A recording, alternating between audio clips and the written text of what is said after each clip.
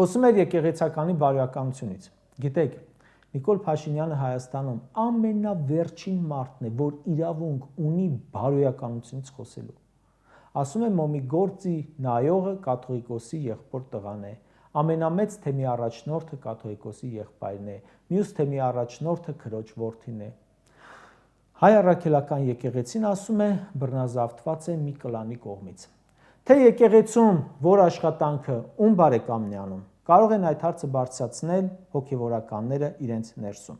Եկեղեցուց դուրս գուցե էլի հավատացյալ ժողովուրդը իրավունք ունի հարց բարձրացնել, բայց արդյոք Նիկոլը իրավունք ունի։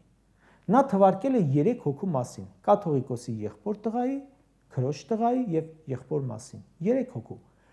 Քանի հոգու թվարկեմ Նիկոլի կլանից, որ բազմել է պետական աթոռներին։ Աներձակը դեպուտատ է,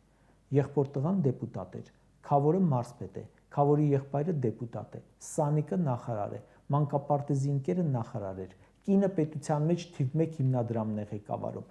եղբայրը իր շնորհիվ 100 տեղ տնօրեն է աշխատում։ Դու Նիկոլ, արդյոք իրավունք ունես խոսելու, թե ում բարեկամը որտեղ է։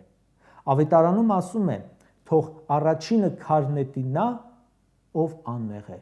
Մեր մոտ առաջին քարը նետում է մարդ, որը ինքը ենթակա է քարկոծման։